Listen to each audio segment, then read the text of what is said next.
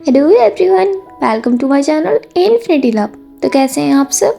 I hope आप सब ठीक होंगे, स्वस्थ होंगे, मस्त होंगे और मेरी स्टोरी लाइन को भी इंजॉय कर रहे होंगे। तो आज यहाँ पे मैं the love he never said का लास्ट पार्ट लेके आई हूँ, या फिर नेक्स्ट पार्ट, वो अभी मैं क्लियरली नहीं बोल सकती, बट कोशिश मेरी यही रहेगी कि आज मैं इसे कंप्लीट कर दूँ। थोड़ा लॉन्ग बनेगा बट मैं ट्राई पूरी करूँगी, और अगर नहीं हो पाया तो कोई बात नहीं, ये इसका नेक्स्ट पार्ट होगा। एक और पार्ट बना के मैं इसे कंप्लीट कर दूँगी। लेकिन उससे पहले अगर चैनल पर कोई भी नहीं विजिट कर रहा है तो प्लीज़ मेरे चैनल को सब्सक्राइब कर लीजिए, और अगर आपको मेरी स्टोरी पसंद आए तो इसे लाइक, कमेंट, शेयर और अपने दोस्तों के साथ भी रेकमेंड कीजिए। तो चलिए अब हम आगे बढ़ते हैं। तो जैसे कि हमने लास्ट पार्ट में देखा था कि फाइनली हमारा विंग ही अपनी फीलिंग्स वांग जी के सामने कन्फेस करता है। तो अब आगे मेंग्यो किसी से कॉल पे बात कर रहा होता है। उसकी बात जैसे ही खत्म होती है वो फोन रख के वापस जाने लगता है। तभी उसके सामने सिचेन आ जाते हैं। वो उसे देख के स्माइल करते हैं और बोलते हैं, हाय याओ, कैसे हो तुम?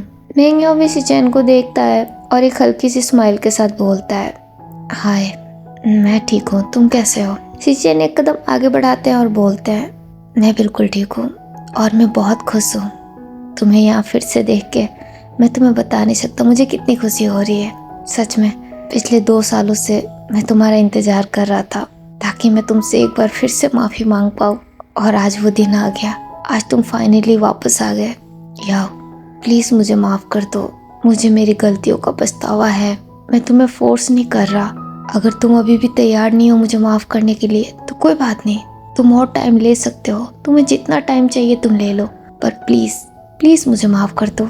आई नो मैंने तुम्हें बहुत हर्ट किया है, मैंने तुम्हारा दिल दुखाया है, पर सच में उस समय मैं कुछ समझ नहीं पाया था, बट अब मुझे सब कुछ समझ में आ गया है। काश मैं अपनी फीलिंग्स को पहले समझ पाता तो मैं कभी तुम्हारा दिल नहीं दुखाता। प्लीज़ याओ, मुझे एक मौका दे दो खुद को साबित करने के लिए। I am really sorry. Sichen की बातें सुन के मेंग्यो अपनी नज़रें नीचे झुका लेता है। वो कुछ नहीं बोलता, वो थोड़ी देर के लिए शांत हो जाता है। उसकी ये चुप्पी देख के सिचेन को रियलाइज़ होता है कि शायद मेंग्यो अभी भी रेडी नहीं है उन्हें माफ़ करने को। उन्हें इस बात से थोड़ा हर्ट होता है, बट स्टिल स्माइल करते हुए एक कदम और आगे बढ़ाते हैं, अपना हाथ उसके हाथ पे रखते हैं और बोलते हैं, याओ, इट्स ओके। अगर तुम रेडी नहीं हो तो तुम्हें और टाइम चाहिए तो तुम ले लो, मैं इंतज़ार करूँगा। आफ्टर ऑल मैं ये डिज़र्व करता हूँ। ये सब मेरी गलती है, मैंने तुम्हें बहुत हर्ट किया है, तो उसके बदले ये सब तो कुछ भी नहीं। ये सुन के याओ सिचेन की तरफ देखता है। वो अपना हाथ साइड कर लेता है और बोलता है, नहीं सिचेन, तुम्हें इंतज़ार करने की कोई ज़रूरत नहीं है।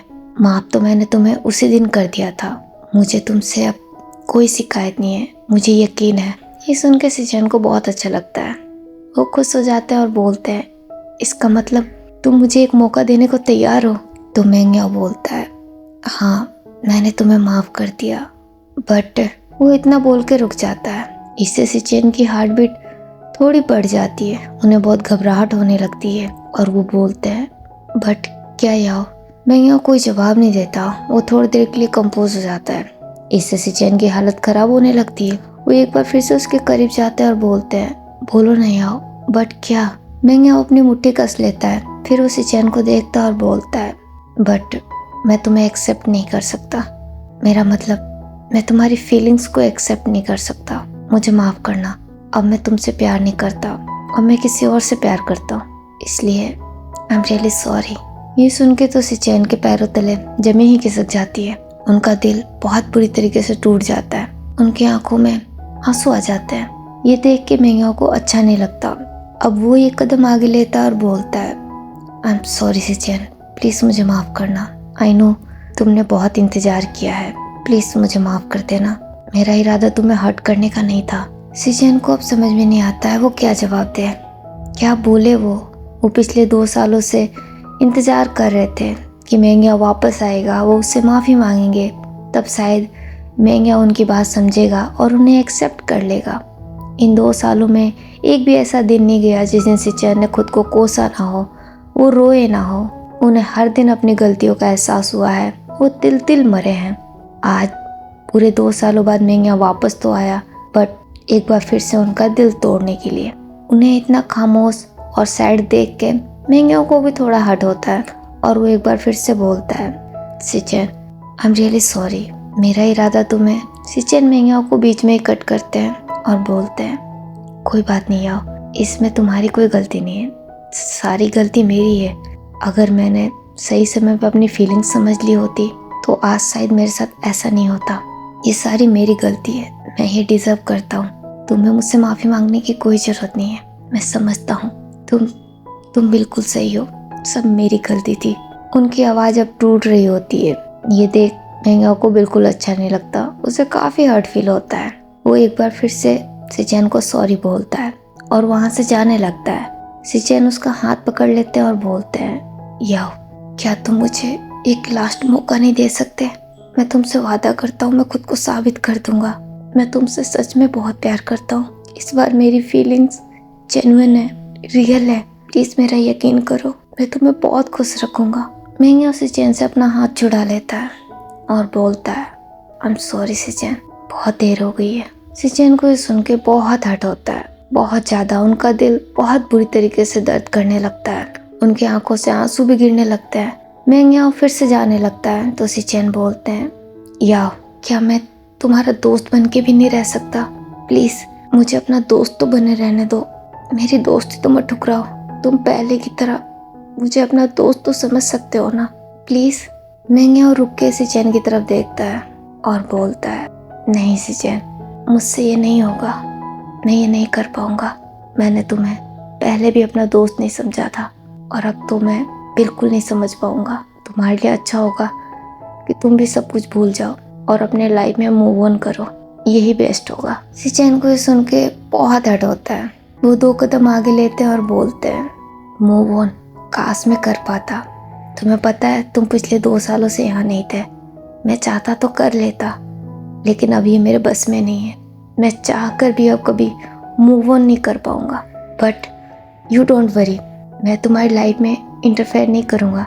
तुम्हें जो अच्छा लगे तुम करो, मैं तुम्हारे साथ हूँ। इनफैक्ट मैं तुम्हारे लिए बहुत खुश हूँ।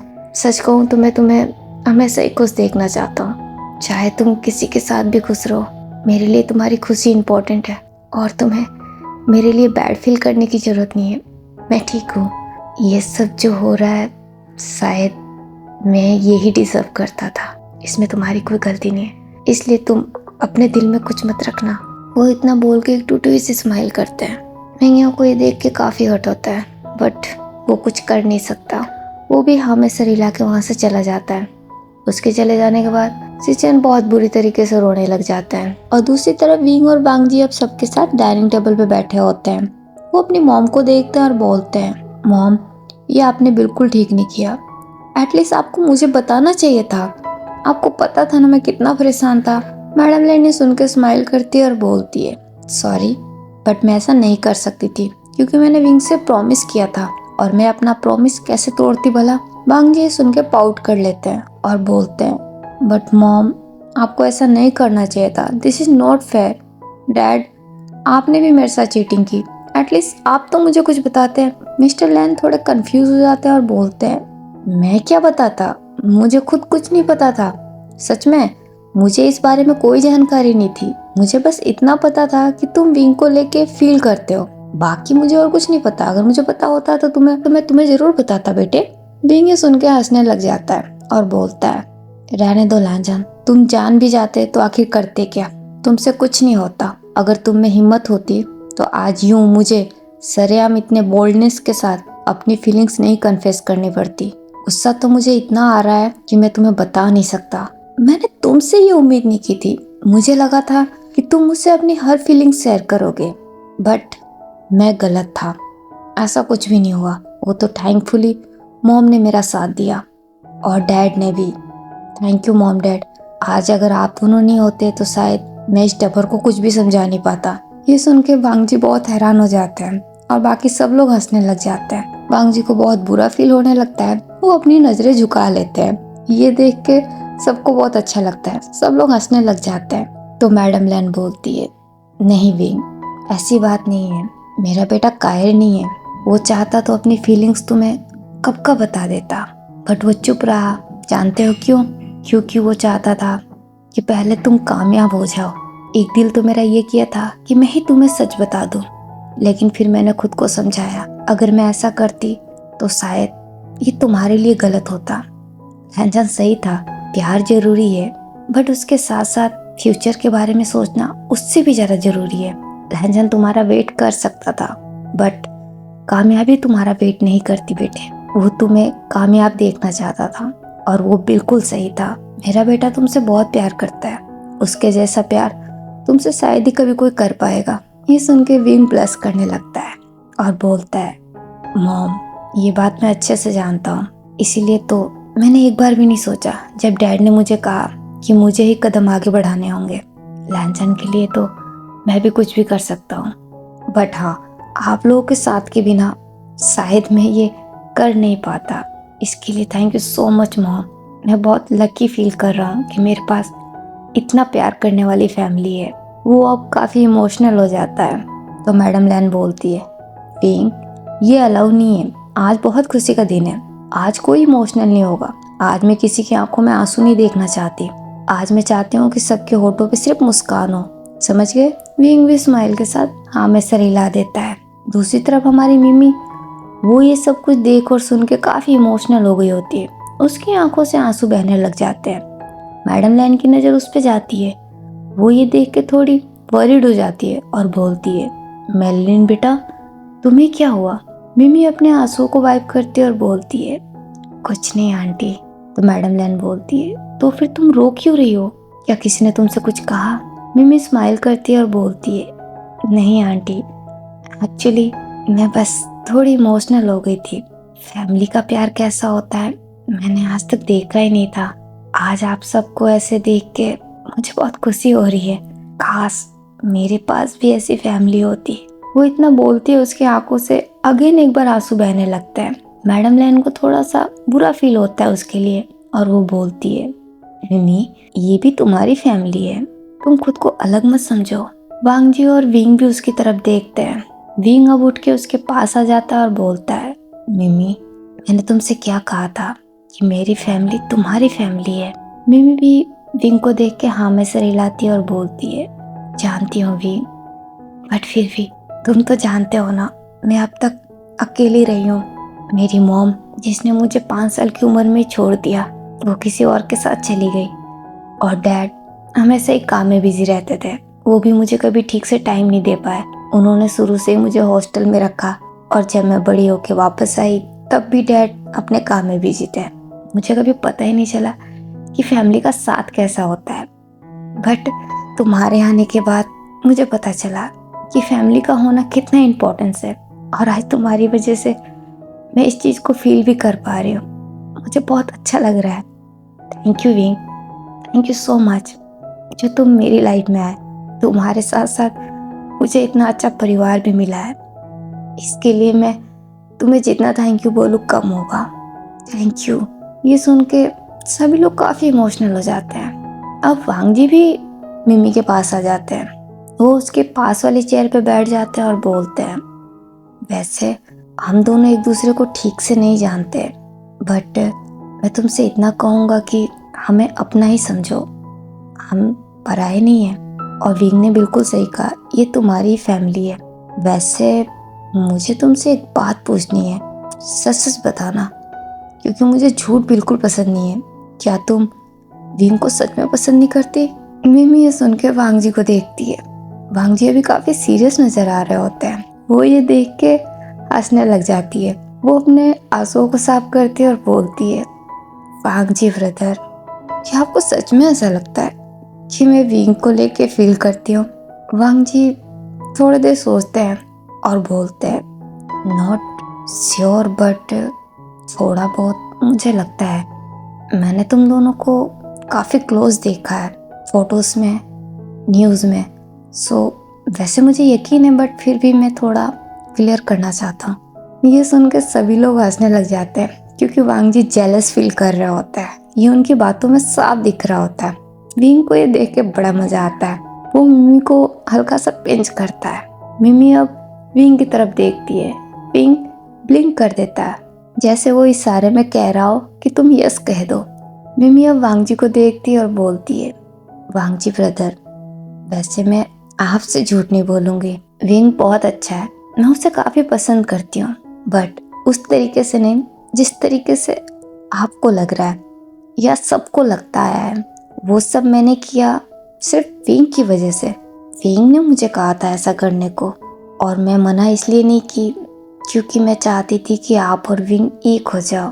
आई नो आप ये सोच रहे होंगे कि हम दोनों एक दूसरे को नहीं जानते, और ये सच भी है, बट ऑनेस्टली बोलूँ तो जब विंग ने मुझे आपके बारे में बताया, ना जाने क्यों मुझे ऐसा फील हुआ कि जैसे मैं आपको पहले से जानती हूँ। आप मुझे काफ़ी पसंद आए जब मैंने आपकी फ़ोटो देखी। सच कहूँ, आपको देखते ही मुझे आप पे क्रश हो गया था, बट फिर मुझे रियलाइज़ हुआ कि मैंने बहुत देर कर दी, आप ऑलरेडी किसी और के हैं, इसलिए फिर मैंने लेट गो कर दिया। लेकिन उसी दिन मैंने डिसाइड कर लिया कि मैं आप दोनों को एक जरूर करूँगी, चाहे उसके लिए मुझे कुछ भी करना पड़े। जब भी मुझसे आपके बारे में बात करता, मुझे ऐसा लगता है कि मैं वो सब कुछ फील कर पा रही हूँ, और उससे आपके बारे में जानकर मुझे ऐसा लगा कि मैं आपको जानती हूँ। आपके जैसा दोस्त होना वाकई किस्मत की बात है, और आपके जैसा पार्टनर मिलना ये तो खुशकिस्मती होगी, और शायद मैं इतनी खुशकिस्मत नहीं हूँ, but worry not, I am happy because आप मेरे बॉयफ्रेंड ना सही, आप मेरे बेस्ट फ्रेंड तो बन ही सकते हैं। मिमी की ये बात सुन के वांग जी बहुत शॉक्ड हो जाते हैं और बोलते हैं, बेस्ट फ्रेंड? मैं? मिमी स्माइल करती है, अब वांग जी का हाथ पकड़ लेती है और बोलती है, हाँ, क्या आप मेरे बेस्ट फ्रेंड नहीं बन सकते जैसे आप विंग के हैं? मैं अच्छी लड़की हूँ, मैं भी आपकी टाइप की ही हूँ, मुझे भी आप जैसे लोग पसंद है जो कि कूल हो, स्मार्ट हो और इतने केयरिंग हो। प्लीज़ मुझे अपना दोस्त बना लीजिए, क्योंकि मैं आपको बहुत पसंद करती हूँ, या यूँ कहिए मैं आपकी सबसे बड़ी फ़ैन हूँ। प्लीज़, और अगर आप मुझे बेस्ट फ्रेंड नहीं बना सकते तो कोई बात नहीं, आप मुझे अपनी बहन बना लीजिए, ये तो ठीक रहेगा ना। मुझे आप जैसा स्मार्ट भाई मिल जाएगा, उसके बाद तो मुझे किसी की परवाह ही नहीं होगी। प्लीज़। विंग सुन के बहुत हैरान हो जाता है और बोलता है, मिमी, ये तुम क्या कह रही हो? तुम लैंजन की बेस्ट फ्रेंड बनना चाहती हो, लेकिन तुम तो मेरी बेस्ट फ्रेंड थी ना, फिर अचानक से तुम अपनी टीम क्यों बदल रही हो? मिमी अब उठ के खड़ी हो जाती है और बोलती है, wing, I am sorry, but तुम्हें तो पहले से पता है ना कि मैं वांगजी ब्रदर को कितना पसंद करती हूँ। वो तो तुम थे, तुम्हारी वजह से मैंने अपनी फीलिंग्स को अपने अंदर रख ली। बाकी तुम्हें पता है कि मुझे वो बहुत पसंद आए थे, बट फिर मैंने तुम्हारे बारे में सोचा, इसलिए मैंने अपनी पसंद को अपने दिल में ही दबा ली। अब तो मैं उनसे फ्रेंडशिप ही करना चाहती हूँ सिर्फ, और अगर तुम्हें उसमें भी प्रॉब्लम है, आई नो, मुझे पता है तुम्हें बहुत जेलसी होती है जब भी मैं उनकी तारीफ करती हूँ, मैं फील कर सकती हूँ, तो सिर्फ तुम्हारे लिए मैं उनसे फ्रेंडशिप की जगह उनकी बहन बनना चाहती हूँ। अब इसमें तो तुम्हें कोई प्रॉब्लम नहीं होनी चाहिए। विंग सुन के काफ़ी हैरान हो जाता है और बोलता है, बट मिमी, फिर मैं? तो मिमी बोलती है, तुम तो हो ही मेरे दोस्त, मैं तुमसे दोस्ती थोड़ी ना तोड़ रही हूँ यार, हमारी दोस्ती जैसे थी वैसे ही रहेगी। मैं तो सिर्फ वांगजी ब्रदर के बारे में बात कर रही हूँ। प्लीज, मैंने तुम्हारी हेल्प की, अब तुम मेरी हेल्प कर दो। तुमने मुझसे प्रॉमिस किया था कि जब सब कुछ ठीक हो जाएगा तब तुम मेरी बात कराओगे, मेरी दोस्ती कराओगे, और अब तो सब कुछ ठीक हो गया ना। तुम्हें पता है ना तुम्हारे साथ साथ मैंने कितना इंतजार किया इस दिन का। तुम्हें एक करने के चक्कर में तुमने जैसा कहा मैंने बिल्कुल वैसा किया। अगर मैं तुम्हारा साथ नहीं देती ना तो ऐसा कुछ भी नहीं होता। यू नो ना, तुम वांगजी ब्रदर को बिल्कुल जेलस फील नहीं करा पाते। नाउ योर टर्न, अब तुम्हें मेरी हेल्प करनी चाहिए। विंग बेचारा बहुत ही शॉक्ड हो जाता है, बट वांगजी को बड़ा मजा आता है। वो भी उठ के खड़े हो जाते हैं, वो अपना हाथ मिमी के शोल्डर पे रखते हैं और बोलते हैं, अच्छा ये बात है, वैसे मुझे भी तुम जैसी लड़कियां बहुत पसंद है जो इतनी साफ माइंडेड हो, इतनी इंटेलिजेंट हो। वैसे मुझे तुम्हारा प्रपोजल एक्सेप्ट है, तुम सच में मेरी दोस्त बनने लायक हो, और तुम बहुत प्यारी हो। तुम्हारे जैसी बहन होना किसी ब्लेसिंग से कम नहीं होगी। मुझे मंजूर है, तुम मेरी बहन बन सकती हो। ये सुन के तो मिमी बहुत ही ज्यादा खुश हो जाती है, बहुत ज्यादा एक्साइटेड, और वो झट से वांगजी को हक कर लेती है और बोलती है, सच में Wangji brother, thank you so much. मैं आपको बता नहीं सकती मैं कितनी खुश हूँ। फाइनली मेरे पास भी एक स्मार्ट ब्रदर है, अब मैं सबको कह सकती हूँ कि मैं अकेली नहीं हूँ, मेरे साथ मेरा भाई है। वो इतना बोल के अलग होती है। वो बहुत खुश नजर आ रही होती है। उसे इतना खुश देख के सबको अच्छा लगता है, सब लोग स्माइल करने लगते हैं। बट अचानक से मिमी अब थोड़ी इमोशनल हो जाती है। उसकी आंखें फिर से भर आती है। वांग जी ये देख के थोड़े हैरान हो जाते हैं और बोलते हैं, क्या हुआ तुम्हें? वो अपने आंसुओं को साफ करती है और बोलती है, कुछ नहीं। वांग जी अब उसके थोड़े पास जाते हैं और बोलते हैं, सच बोलो, तुम अभी तो इतनी खुश थी। तो मिमी बोलती है, आई एम सॉरी, एक्चुअली मैं बचपन से ये चाहती थी कि मेरा कोई भाई हो जिसके साथ मैं ढेर सारी बातें करूं, जो मुझे प्रोटेक्ट करे, जो मेरा साथ दे। बट मैं हर मायने में बहुत अनलकी रही हूँ। बट आज आपने मुझे एक्सेप्ट किया तो ऐसा लग रहा है कि सच में। वो इतना बोल के चुप हो जाती है। भांग जी सुन के काफी इमोशनल हो जाते हैं। अब वो मिमी को हक कर लेते हैं और बोलते हैं, मिमी आज के बाद तुम्हारा भी एक भाई है जो हमेशा तुम्हारे साथ रहेगा और तुम्हारी हर बात भी सुनेगा और तुम्हारा साथ भी देगा। अब से तुम अकेली नहीं हो, मैं हूँ तुम्हारे साथ। और ना सिर्फ मैं, ये सारी फैमिली अब से तुम्हारी है। मिमी को ये सुन के बहुत अच्छा लगता है। वो भी वांग जी को हक बैक करती है और बोलती है, thank you Wang ji brother, thank you so much. विंग भी अब उसके पास आ जाता है, उसके शोल्डर पे हाथ रखता है और बोलता है, मिमी मैंने तुमसे कहा था ना कि जब तुम मेरी फैमिली से मिलोगी तो तुम्हें बहुत अच्छा लगेगा। मिमी वांग जी से अलग होती है। वो स्माइल के साथ हाँ में सर हिलाती है। वो विंग को भी हक कर लेती है और बोलती है, थैंक यू विंग, ये सब कुछ तुम्हारी वजह से पॉसिबल हुआ। तुम सच में एंजल हो। तुम्हारे आने के बाद मेरी लाइफ में भी काफ़ी खुशी आ गई। Thank you so much wing. Wing भी सुनकर स्माइल कर देता है। तो मैडम लैन बोलती है, बस बहुत हो गया, मैंने तुम लोगों को पहले ही बोला ना, आज कोई भी इमोशनल नहीं होगा। लेकिन तुम बच्चे मेरी कभी नहीं सुनते। आखिर कर दिया ना मुझे भी इमोशनल, और ये सब इस मिमी की वजह से हुआ है। मिमी चलो तुम यहाँ मेरे पास आओ। ये सुन के मिमी थोड़ी घबरा जाती है। वो नर्वसली मैडम लैन के पास जाती है। वो अपनी नजरें नीचे झुकाती है और बोलती है, सॉरी आंटी। मैडम लैन मिमी को देखती है, जो कि काफी डरी हुई दिख रही होती है। ये देख के उन्हें हंसी आ जाती है। वो स्माइल करते हुए उसके दोनों शोल्डर को पकड़ लेती है और बोलती है, क्या कहा तुमने? आंटी जरा मेरी तरफ देखना। मिमी इससे और भी घबरा जाती है और वो घबरा के ही मैडम लैन को देखती है। वो काफी डरी हुई दिख रही होती है। ये देख के मैडम लैन को बहुत हंसी आती है। वो स्माइल करती है और बोलती है, अरे तुम तो डर गई बेटे, मैं मजाक कर रही हूँ, मेरा इरादा तुम्हें डराने का नहीं था। मिमी अब अगेन एक बार इमोशनल हो जाती है। उसकी आंखें भर आती है। मैडम लैन उसके आंसुओं को वाइप करती है। वो उससे हक कर लेती है और बोलती है, सॉरी बेटा, मुझे नहीं पता था कि तुम इतनी इमोशनल हो। मुझे लगा था कि तुम बहुत स्ट्रांग हो, बहुत स्मार्ट हो, बट तुम तो बिल्कुल मेरे लैंजन की तरह हो। ये सुन के मिमी अब थोड़ी रोने लग जाती है। मैडम लैन उसे शांत कराती है। फिर वो उससे खुद से अलग करती है और बोलती है, मिमी तुम्हें एक बात बताऊं, मैं भी हमेशा से एक बेटी चाहती थी, बट मेरी जिंदगी में लैंजन आ गया और उसके आने के बाद फिर मुझे किसी चीज की कमी महसूस नहीं हुई, क्योंकि मैं उससे बहुत प्यार करती हूँ। लेकिन मैंने कभी नहीं सोचा था कि मुझे तुम्हारे जितनी प्यारी बेटी मिलेगी। सच में तुम बहुत प्यारी हो और बिल्कुल मेरे लैंजन की तरह हो, उसी की तरह स्मार्ट, इंटेलिजेंट और सॉफ्ट भी। ये सुन के मिमी हैरानी से मैडम लैन को देखती है। मैडम लैन अगेन एक बार उसके आंसू को वाइप करती है और बोलती है, हाँ आज से तुम मेरी बेटी हो, और खबरदार जो अब से मुझे आंटी कहा, अब से तुम मुझे सिर्फ मॉम बुलाओगी, समझ गई? मिमी ये सुन के बहुत खुश हो जाती है, बहुत इमोशनल। वो हल्की सी स्माइल करती है और हाँ में सर हिला देती है।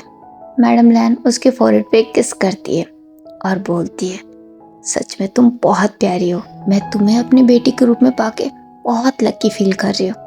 थैंक यू सो मच बेटे, जो तुम मेरी जिंदगी में आई। अब से मैं वादा करती हूँ, मैं तुम्हें एक माँ की कमी महसूस ही नहीं होने दूंगी। अब से मेरे 2 बच्चे ने 3 बच्चे होंगे, 2 बेटे और 1 बेटी। ये सुन के मिमी को बहुत अच्छा लगता है। वो बहुत प्यारी सी स्माइल करती है। ये देख के वांग जी और विंग को भी अच्छा लगता है। वो दोनों भी स्माइल करते हैं। मिमी और मैडम लैन को हक कर लेती है और बोलती है, thank you mom, thank you so much. Madam Lan उसे खुद से अलग करती है और बोलती है, मॉम को थैंक यू नहीं बोलते, क्या तुम्हें इतना भी नहीं पता? मिमी स्माइल करती है और बोलती है, सॉरी मॉम। तो मैडम लैन बोलती है, हद है बेटे, मॉम को सॉरी एंड थैंक यू दोनों नहीं बोला जाता, तुम्हें सब कुछ सिखाना पड़ेगा। मिमी ये सुन के एक प्यारी सी स्माइल करती है और वो अपनी नजरें नीचे झुका लेती है। ये देख के विंग अब उसके पास आ जाता है और बोलता है, मॉम अब आपको मुझसे एक प्रॉमिस करना होगा, क्योंकि अब मुझे बहुत डर लग रहा है कहीं मिमी के आने के बाद आप मुझसे कम प्यार तो नहीं करोगे, क्योंकि अभी आपने कहा कि आपको एक बेटी चाहिए थी और अब आपको बेटी मिल गई, तो कहीं ऐसा तो नहीं होगा कि आप मुझसे कम प्यार करो। मैडम लैन ये सुन के स्माइल करते हुए विंग को देखती है और बोलती है, ये तुम क्या कह रहे हो विंग, तुमने ऐसा सोचा भी कैसे? विंग अपने दोनों हाथों को क्रॉस कर लेता है और बोलता है, सॉरी मॉम, बट मैं क्या करूँ, बात मिमी की है ना, मुझे थोड़ा डर लगता है। मिमी है ना, सबका दिल जीतने में बहुत एक्सपर्ट है, वो बहुत जल्दी सबका दिल जीत लेती है, इसीलिए मुझे थोड़ा सा डर लग रहा है। अभी उसने हाथों हाथ ही लांजन को अपना भाई बना लिया और आपको अपनी मॉम, तो अब मुझे थोड़ी सी इनसिक्योरिटी हो रही है, दैट्स वाई मैं पूछ रहा हूँ। ये सुन के मिमी विंग को देखती है और बोलती है, विंग क्या तुम्हें सच में ऐसा लगता है? विंग भी हाँ में सर हिला देता है। तो मिमी बोलती है, वैसे तुम्हें ठीक ही लगता है, और सही मायने में देखा जाए तो तुम मॉम के बेटे हो भी नहीं सकते। अगर तुम मॉम के बेटे होगे तो मेरा भाई वांग जी तुम्हारा भाई नहीं हो जाएगा? ये सुन के विंग बहुत ही ज्यादा शॉक्ड हो जाता है। मैडम लैन और वांग जी हंसने लग जाते हैं। तो विंग बोलता है, मिमी ये तुम क्या कह रही हो? मिमी अब उसके सामने आ जाती है और बोलती है, मैं बिल्कुल सही कह रही हूँ, अब मेरी बात ध्यान से सुनो, आज से मेरी मॉम तुम्हारी मॉम नहीं, तुम्हारी मदर इन लॉ है, समझ रहे हो ना तुम, तुम्हारी सासू माँ, और अब से तुम मेरे दोस्त नहीं, तुम मेरे भाभी हो। ये सुन के विंग के तो पूरे होश ही उड़ जाते हैं, उसका मुंह खुल जाता है और वो बोलता है, मिमी ये तुम क्या कह रही हो? मिमी स्माइल करती है और बोलती है, मैं बिल्कुल सही कह रही हूँ, आज से तुम मेरे ब्रदर इन लॉ हो, मेरे दोस्त नहीं। विंग को थोड़ा सा गुस्सा आ जाता है और वो बोलता है, तुम ऐसा बोल भी कैसे सकती हो मिमी? मिमी स्माइल करती है और बोलती है, क्यों नहीं बोल सकती, आफ्टर ऑल वांग जी अब मेरा ब्रदर है और तुम मेरे ब्रदर के पार्टनर, तो अब से तुम्हें मुझसे थोड़ा डर के रहना होगा, वरना तुम जानते हो ना मुझे। बेचारा विंग सुन के बहुत ही हैरान हो जाता है। उसकी ऐसी हालत देख के सब लोग अब जोर जोर से हंसने लग जाते हैं। मिमी भी अब बहुत जोर जोर से हंसने लग जाती है। ये देख के विंग को बहुत गुस्सा आ जाता है। वो अपना हाथ उठाता है और बोलता है, मिमी मैं तुम्हें नहीं छोड़ूंगा। ये देख मिमी वहाँ से दौड़ जाती है। विंग अब उसके पीछे भागने लगता है। मिमी भागते हुए सीधा वांग जी के पास जाती है और जाकर उनके पीछे छुप जाती है और बोलती है, भाई प्लीज प्रोटेक्ट करो। विंग उसके पास आता है। वांग जी अपना हाथ बीच में कर देते हैं और बोलते हैं, नहीं विंग, तुम मेरी बहन पे हाथ नहीं उठा सकते। विंग हैरानी से वांग जी को देखता है और बोलता है, लांजान। वांग जी स्माइल करते हैं और बोलते हैं, सॉरी, पर तुम्हें पता है ना, एक भाई का फर्ज होता है अपनी बहन की रक्षा करना। विंग अब पाउट कर लेता है और बोलता है, जाओ, मुझे किसी से बात नहीं करनी। मिमी अब वांग जी के पीछे से बाहर निकलती है। वो स्माइल करती है और बोलती है, कैसा लगा विंग? विंग उसको देखता है और बोलता है, मैं तुम्हें नहीं छोड़ूंगा, देख लूंगा मैं तुम्हें। मिमी भी स्माइल करती है और बोलती है, हाँ देख लेना, मैं यहीं पे हूँ। इन दोनों को ऐसे देख के सबको बहुत अच्छा लगता है। सब लोग स्माइल करने लगते हैं। तभी मैडम लैन बोलती है, बस सब बहुत हो गया, अब चलो जल्दी से बैठ जाओ, डिनर करो, डिनर ठंडा हो रहा है। सब हाँ में सर हिला के वापस चेयर पे बैठ जाते हैं। तो मैडम लैन बोलती है, सिचन कहाँ है? तो वांग जी बोलते हैं, पता नहीं मॉम। तभी वहाँ पे मेंग्याओ आता है। वांग जी उसकी तरफ देखते और बोलते हैं, याओ तुमने सिचन को देखा? मेंग्याओ भी नाम में सर हिला देता है। तो वांग जी बोलते हैं, कोई बात नहीं, आओ आके डिनर कर लो। मेंग्याओ भी हाँ में सर हिलाता है, वो भी आके बैठ जाता है। तो चैंग बोलता है, डैड मुझे आपसे कुछ कहना था। मिस्टर वे उसकी तरफ देखते हैं। चैंग अभी काफी नर्वस दिख रहा होता है और वो बोलते हैं, क्या बात है चैंग? चैंग अपनी नजरें नीचे झुका लेता है और बोलता है, डैड एक्चुअली मैं आपसे कहना चाहता था। वो इतना कह के रुक जाता है। सबका ध्यान अब चैंग की तरफ होता है क्योंकि वो काफी नर्वस दिख रहा होता है। तो विंग बोलता है, क्या बात है चैंग, सब कुछ ठीक है ना? चैंग उसकी तरफ देखता है। वो हाँ में सिर हिलाता है और बोलता है, हाँ विंग, सब कुछ ठीक है। एक्चुअली वो मैं कहना चाहता था आज सब लोग बहुत खुश हैं और मैं चाहता हूँ, नहीं मतलब मैं डैड से नहीं, मैं वो इतना बोल के रुक जाता है। वो बहुत घबरा रहा होता है। उसको ऐसा देख सभी कंफ्यूज हो जाते हैं। तो मिस्टर वेई बोलते हैं, क्या बात है चैंग, जो भी है खुल के कहो, तुम्हें डरने की जरूरत नहीं है। चैंग अब वेंचिंग की तरफ देखता है जो उसी के पास बैठी होती है। वेंचिंग हाँ में सर हिला देती है। चैंग अब हिम्मत करके अपने डैड को देखता है और बोलता है, डैड एक्चुअली वो मैं आपसे ये कहना चाहता था कि मैं वेंचिंग को बहुत पसंद करता हूँ और मैं उससे शादी करना चाहता हूँ। तो क्या आप प्लीज़ उसके डैड से जाके हमारे रिश्ते के बारे में बात करेंगे। वो इतना बोल के अपनी आंखें बंद कर लेता है। ये सुन के सभी लोग बहुत हैरान हो जाते हैं और सभी उसे देखने लगते हैं। विंग फिर स्माइल करता है और वो अपने डैड को देखता है। तो मिस्टर वेई बोलते हैं, क्या सच में। चैंग भी अपनी आंखें खोलता है और हाँ में सर हिला देता है। मिस्टर वेई अभी काफी सीरियस नजर आ रहे होते हैं। उन्हें ऐसा देख के चैंग बहुत डर जाता है। वो अपनी नजरें नीचे झुका लेता है। तभी मिस्टर वेई बोलते हैं, चलो मेरी ये टेंशन भी खत्म हुई, अच्छा हुआ तुमने मुझे बता दिया। चैंग ये सुन के हैरानी से उनकी तरफ देखता है। मिस्टर वेई स्माइल करते हैं और बोलते हैं, क्या तुम इतना हैरान क्यों हो, मैं तो बहुत खुश हूँ कि तुमने भी अपने लिए किसी को पसंद कर लिया है। मेरी मेहनत बची, तुम फिक्र मत करो, मैं वेंचिंग के डैड से जाके बात करूंगा। ये सुनकर चैंग बहुत खुश हो जाता है। वो स्माइल करता है और बोलता है, थैंक यू डैड। तो मिस्टर वेई बोलते हैं, थैंक यू बोलने की कोई जरूरत नहीं है। फिर वो वेंचिंग की तरफ देखते हैं और बोलते हैं, वेंचिंग बेटे तुम अपने डैड से बोलना कल मैं उनसे मिलने आ रहा हूँ। वेंचिंग भी हाँ में सर हिला देती है। तो मैडम लैन बोलती है, वाह एक और गुड न्यूज़, आज तो डबल सेलिब्रेशन हो गया। चलो पहले डिनर करते हैं, फिर सब एक साथ बैठ के सेलिब्रेट करेंगे। सब लोग हाँ में सर हिला देते हैं और सभी अब डिनर करने लग जाते हैं। अगले दिन को मिस्टर वेई, मैडम लैन, मिस्टर लैन और चैंग ये चारों एक साथ वेंचिंग के घर जाते हैं। वहाँ जाके मिस्टर वेई चैंग और वेंचिंग के रिश्ते की बात करते हैं। वेंचिंग के मॉम डैड भी इस रिश्ते के लिए मान जाते हैं क्योंकि वेंचिंग ने उन्हें पहले ही बता दिया होता है कि वो भी चैंग को काफ़ी पसंद करती है और वो उससे शादी करना चाहती है। इसीलिए उसके मॉम डैड को इस रिश्ते से कोई एतराज़ नहीं होता। चैंग और वेंचिंग का रिश्ता फिक्स हो जाता है। इससे चैंग बहुत खुश होता है और वो कॉल करके विंग को बता देता है। तभी मिस्टर वेई के दिमाग में एक ख्याल आता है कि क्यों ना विंग और चैंग की शादी एक ही दिन कराई जाए। वो इस बारे में मैडम लैन से डिस्कस करते हैं। मैडम लैन को भी इस बात से कोई प्रॉब्लम नहीं होती है। वो भी इस बात के लिए सहमत हो जाती है। फिर ये सब मिलके फाइनल कर देते हैं कि चैंग और विंग दोनों भाइयों की शादी एक ही डेट को कराई जाएगी। दूसरी तरफ हमारा विंग वांग जी को बहुत मिस कर रहा होता है। वांग जी की आज एक इम्पोर्टेंट मीटिंग थी, इसलिए वो ऑफिस गए हैं। विंग अब और इंतजार नहीं कर पाता और वो डिसाइड करता है कि क्यों ना वो वांग जी से जाके खुद मिले, उन्हें सरप्राइज दे। वो यही सोच के घर से निकलता है। तभी उसके पास मिमी आती है। मिमी उससे पूछती है तो वो उसे बताता है कि वो वांग जी से मिलने जा रहा है। मिमी भी साथ चलने का बोलती है बट विंग मना कर देता है। वो बोलता है कि वो वांग जी के साथ कुछ पर्सनल टाइम बिताना चाहता है। मिमी भी इस बात से सहमत हो जाती है और बोलती है ठीक है बट अपने बॉडीगार्ड को साथ में जरूर लेके जाना। विंग पहले तो इस बात के लिए अग्री नहीं करता है बट मिमी की जिद करने पे वो मान जाता है। मिमी विंग के बॉडीगार्ड सॉन्गलैन को बुलाती है और उसे बोलती है कि वो विंग के साथ जाए। विंग और उसका बॉडीगार्ड सॉन्गलैन घर से निकलते हैं। थोड़ी देर बाद वो वांग जी के ऑफिस पहुंचते हैं। वहां पहुंचने के बाद विंग अपने बॉडीगार्ड की तरफ देखता है और बोलता है तुम यहीं रुको, मैं आता हूँ। उसका बॉडीगार्ड भी हाँ में सर हिला देता है। वो वहीं रुक जाता है। विंग आगे जाने लगता है। विंग सीधा डायरेक्टली वांग जी के केबिन में पहुंचता है। वहाँ पे वांग जी नहीं होता है बट वहाँ पे एक लड़का होता है जिसके हाथ में एक फोटो फ्रेम होती है। वो उसे देख के बहुत मुस्कुरा रहा होता है। ये देख के विंग थोड़ा हैरान हो जाता है। विंग के अचानक एंट्री से वो लड़का भी थोड़ा हैरान हो जाता है और वो हैरानी से विंग को देखता है और बोलता है कौन हो तुम और तुम यहाँ क्या कर रहे हो।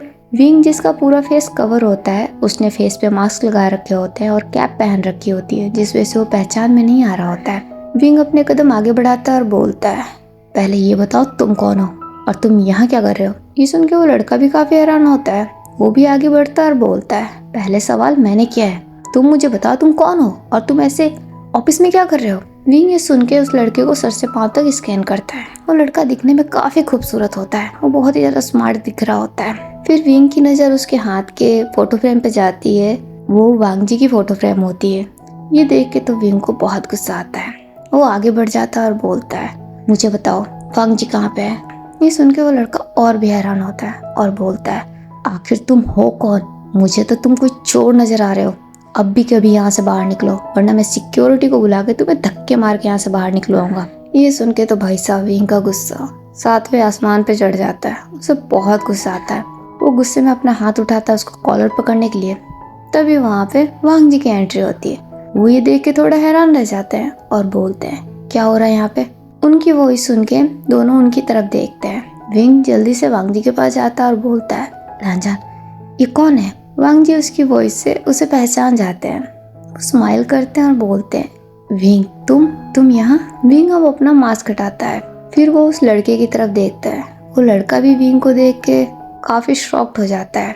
अब वो विंग को पहचान जाता है। वो जल्दी से वो फोटोग्राफ नीचे रख देता है। तो विंग बोलता है, मैंने तुमसे पूछा ये कौन है और ये यहाँ क्या कर रहा है तुम्हारे ऑफिस में? वांग जी स्माइल करते हैं और बोलते हैं, विंग ये मेरा असिस्टेंट है, इसका नाम साओसिन चैन है। पर तुम ये क्यों पूछ रहे हो? ये सुन के विंग उस लड़के की तरफ देखता है। वो लड़का अब काफी हैरान दिख रहा होता है और वो वांग जी को ही देख रहा होता है। वांग जी भी उसकी तरफ देखते हैं और बोलते हैं, साओसिन चैन क्या तुमने विंग को कुछ कहा? वो लड़का अपनी नजरें नीचे झुका लेता है और बोलता है, सॉरी सर, एक्चुअली मैं इन्हें पहचान नहीं पाया। मुझे लगा ये कोई चोर है और मैंने इन्हें जाने को बोला। वांग जी स्माइल करते हैं और बोलते हैं, ओह कोई बात नहीं, वैसे ये कोई चोर नहीं है, ये विंग है, तुम तो इसे जानते ही होगे और ये मेरा फियांसे भी है। ये सुन के साओसिन चैन को बहुत बड़ा शॉक लगता है। वो शॉकली वांग जी को देखता है। उसकी आंखें अब थोड़ी भर आती है। वांग जी अब विंग की तरफ देखते हैं और बोलते हैं, पर विंग तुम यहाँ अचानक, कोई काम था? विंग अब वांग जी को देखता है और बोलता है, क्यों, क्या मैं सिर्फ काम के लिए तुमसे बात करूंगा? मुझे तुम्हारी याद आ रही थी इसलिए मैं तुमसे मिलने चला आया। वांग जी को ये सुन के बहुत अच्छा लगता है। वो स्माइल करते हैं और बोलते हैं, सच में ये तो बहुत अच्छी बात है, बट तुम मुझे भी कॉल कर सकते थे, मैं खुद चला आता। विंग अब वांग जी का हाथ पकड़ लेता है और बोलता है, नहीं मैं तुम्हें सरप्राइज देना चाहता था, वैसे क्या तुम बिजी हो? वांग जी नामे सर हिलाते हैं और बोलते हैं, तुम्हारे लिए कभी नहीं। विंग भी सुन के एक प्यारी सी स्माइल करता है और बोलता है, तो फिर क्या तुम मेरे साथ चलोगे? तो वांग जी बोलते हैं, कहाँ? तो विंग बोलता है, वो सरप्राइज है, तुम सिर्फ मेरे साथ चलो। वांग जी भी हाँ में सर हिला देते हैं। फिर वो साओसिन चैन की तरफ देखते हैं और बोलते हैं, साओसिन चैन मैं अभी विंग के साथ जा रहा हूँ, बाकी की सारी अपॉइंटमेंट कैंसिल कर दो। साओसिन चैन भी हाँ में सर हिलाता है। वो वांग जी के पास आता है। वो विंग को देखता है, अपना सर झुकाता है और बोलता है, सॉरी सर, मुझसे गलती हो गई, मैंने आपको पहचाना नहीं। विंग उसे देखने लग जाता है। साओसिन चैन की आंखें भरी हुई होती है। वो अपने आंसू को कंट्रोल कर रहा होता है। साओसिन चैन अब वांग जी को देखता है, उनके सामने भी सर झुकाता है और चुपचाप वहाँ से चला जाता है। विंग उसे जाते हुए देखने लगता है। वांग जी अब अपना हाथ विंग के कमर में डालते हैं, उसे अपने करीब खींचते हैं और बोलते हैं, क्या हुआ, क्या देख रहे हो तुम? विंग वांग जी को देखता है। वांग जी स्माइल कर रहे होते हैं और वांग जी को अचानक से हक कर लेता है और बोलता है, कुछ नहीं।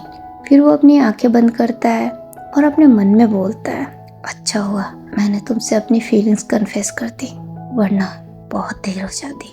वो इतना बोल के स्माइल करता है। फिर वो वांग जी से अलग होता है और बोलता है, चलो। वो वांग जी का हाथ पकड़ के वहाँ से जाने लगता है। वो सीधा वांग जी को लेके कार में जाता है। वांग जी पूछते हैं कहाँ जा रहे हैं, बट वो नहीं बताता। बोलता है कि सरप्राइज है, चुपचाप मेरे साथ चलो। वांग जी भी उसकी बात मान जाते हैं और वो भी उसके साथ जाने लगते हैं। बट वो दोनों इस बात से अनजान होते हैं कि उनका पीछा किया जा रहा होता है। विंग जब बाहर निकला था तो कुछ मीडिया वालों को इस बात की खबर हो गई थी और वो तब से विंग के पीछे लगे होते हैं। विंग जहाँ जहाँ जाता है मीडिया उसे वहाँ फॉलो करती है। वो विंग और वांग जी के साथ की कुछ फोटोज भी क्लिक कर लेती है। उनके पास एक ब्रेकिंग न्यूज़ हो जाता है और वो ये न्यूज़ छाप भी देती है और साथ ही साथ विंग और वांग जी के रिलेशनशिप की बात भी मीडिया के सामने आ जाती है, जिस बात से काफ़ी तहलका मच जाता है। विंग के कुछ फैंस इस बात से काफ़ी डिसअपॉइंट होते हैं, वो विंग से नाराज होते हैं। वो विंग और वांग जी के रिश्ते को एक्सेप्ट नहीं कर पा रहे होते हैं। वो चाहते हैं कि विंग मिमी के साथ रहे। विंग को कुछ नेगेटिव हेट कमेंट्स भी आने शुरू हो जाते हैं, बट विंग को इस बात से कोई फर्क नहीं पड़ता क्योंकि अब उसने ठान ली है, चाहे कुछ भी हो जाए, बट वो वांग जी को तो नहीं छोड़ेगा। चाहे उसके लिए उसे कुछ भी छोड़ना पड़े। इसीलिए विंग अब ये डिसाइड करता है कि वो सारी बातें मीडिया से क्लियर करेगा। विंग एक प्रेस कॉन्फ्रेंस रखता है, उसमें वो मीडिया से सारी सच्चाई खुल के बता देता है। वो ये बता देता है कि जिस पर्सन के बारे में उसने जिक्र किया था, जिसे वो प्यार करता है, वो कोई और नहीं वांग जी है। उसने वांग जी के बारे में ही जिक्र किया था, बट उस समय वो नाम रिवील नहीं किया। अब वो नाम रिवील कर देता है। इस बात से मीडिया काफी शॉक्ड होती है। वो मीडिया को ये भी साफ साफ बोल देता है कि चाहे कुछ भी हो जाए, कोई उसका साथ दे या ना दे, बट वो किसी भी कीमत पे वांग जी का साथ नहीं छोड़ेगा। इस न्यूज़ से वांग जी काफ़ी अपसेट होते हैं। वो ऐसा बिल्कुल नहीं चाहते। वो नहीं चाहते कि विंग के करियर में कोई भी रुकावट आए, उसके साथ कुछ भी बुरा हो। लेकिन हमारे विंग को कोई फ़र्क नहीं पड़ रहा होता है, क्योंकि वो काफ़ी श्योर हो गया है कि चाहे कुछ भी हो, उसे कुछ भी करना पड़े वो करेगा, बट वांग जी का साथ वो नहीं छोड़ेगा। ये न्यूज़ मार्कस वैन के पास भी पहुंचती है। वो ये न्यूज़ देख के विंग को कॉल करते हैं और उसे बताते हैं कि विंग ज़्यादा रिएक्ट ना करे, वो शांत रहे। कुछ दिनों बाद सब कुछ ठीक हो जाएगा। मीडिया कुछ दिनों तक शोर मचाएगी, बट फिर वो शांत हो जाएगी। उसे स्ट्रेस लेने की कोई ज़रूरत नहीं है। और साथ ही साथ मार्कस वैन विंग को एक गुड न्यूज़ भी देते हैं। विंग का नाम best singer of the year के नॉमिनी में डाला गया होता है। विंग ये सुन के काफ़ी खुश होता है। मार्कस वैन ये भी बताते हैं कि वो कुछ दिनों में वापस वहीं आ रहे हैं। इस न्यूज़ को सुनने के बाद हमारे वांग जी बहुत खुश होते हैं। फाइनली उनका ये सपना पूरा होने जा रहा है। ये वांग जी का सपना था। वो बहुत ही ज़्यादा एक्साइटेड होते हैं। उन्हें इतना खुश और एक्साइटेड देख के विंग को भी काफ़ी अच्छा लगता है। वो भी काफ़ी खुश होता है। ऐसे ही देखते देखते अवार्ड सेरेमनी का दिन आ जाता है। सबको पूरा यकीन होता है कि ये अवार्ड हमारे विंग को ही मिलेगा। सब लोग इवेंट पे पहुंचते हैं और जैसा कि सबको विश्वास था, ये अवार्ड हमारे विंग को ही मिलता है। एंकर विंग को स्टेज पे इनवाइट करता है। सब लोग बहुत खुश होते हैं और खुशी से उसके लिए क्लैपिंग करने लगते हैं। विंग स्टेज पे पहुंचता है। एक ब्यूटीफुल सी लड़की अवार्ड लेके उसके पास आती है। विंग अवार्ड की तरफ देखता है, फिर वो एंकर को देखता है और बोलता है, मैं अवार्ड लेने से पहले कुछ कहना चाहता हूँ। एंकर भी हाँ में सर हिला देता है और वो विंग को माइक दे देता है। विंग माइक लेके ऑडियंस की तरफ मुड़ जाता है। वो उन्हें देख के स्माइल करता है और बोलता है, गुड इवनिंग एवरीवन। सबसे पहले तो मैं आप सबको तहे दिल से थैंक यू बोलना चाहूँगा, क्योंकि बिना आप सबके प्यार और साथ के ये सब पॉसिबल नहीं था। थैंक यू सो मच जो आप लोगों ने मेरा इतना साथ दिया, मुझे इतना प्यार किया। आज मैं ये अवार्ड लेने से पहले आप सबके साथ अपनी कुछ पर्सनल बातें शेयर करना चाहता हूँ। वो बातें जो मेरी लाइफ में बहुत इम्पोर्टेंट है और मैं उसे आप सबके साथ शेयर करना चाहता हूँ। आई होप आप लोग माइंड नहीं करेंगे। मैं आप लोगों का ज़्यादा टाइम नहीं लूँगा। ये सुनते हैं विंग के फैंस शोर मचाने लगते हैं। विंग उन्हें देख के स्माइल करता और बोलता है, थैंक यू। तो आज से कुछ सालों पहले की बात है। मैं आप लोगों का फेवरेट सिंगर, जिसे आप लोग इतना पसंद करते हैं, मुझे कोई जानता नहीं था, या यूँ कहूँ मेरा कोई वजूद नहीं था। इसलिए नहीं क्योंकि तब मैं एक सिंगर नहीं था, बल्कि इसलिए क्योंकि तब मैं एक बहुत ही अगली सा दिखने वाला लड़का था, जिसे कोई पसंद नहीं करता था, जिससे कोई दोस्ती करना नहीं चाहता था। मुझे हमेशा सिवाय इंसल्ट, बुलिंग और नफरत के कुछ नहीं मिला। मैं बहुत ही अकेला लड़का था। मेरे पास कोई अपना नहीं था। कोई ऐसा नहीं था जो मुझसे प्यार करता था। एक मेरी मॉम थी जो मुझसे बहुत प्यार करती थी, बट वो भी मुझे छोड़ के चली गई। उनके जाने के बाद मैं बिल्कुल तनहा हो गया था। मुझे ऐसा लगता था कि इस दुनिया में मेरी कोई जगह नहीं है, मुझे यहाँ नहीं होना चाहिए था। मैं खुद को कोसता था। जब भी कोई मेरी इंसल्ट करता, मैं उसे अवॉइड कर देता, बट अंदर ही अंदर मुझे बहुत हर्ट होता, मुझे बहुत दुख होता, मुझे बहुत रोना भी आता, बट मेरे पास कोई नहीं था जिससे मैं अपनी फीलिंग्स बताता। मुझे लगने लगा था कि शायद यही मेरी डेस्टिनी है, मेरी किस्मत में यही लिखा है। लेकिन फिर तभी अचानक से मेरी लाइफ में एक मैजिक हुआ। मेरी लाइफ में एक फरिश्ते ने एंट्री ली। पहले मुझे लगा कि वो भी औरों की तरह होगा, वो भी मेरी इंसल्ट करना चाहेगा, बट मैं गलत था। वो वैसा बिल्कुल नहीं था। वो औरों से बहुत अलग था। वो मुझसे दोस्ती करना चाहता था।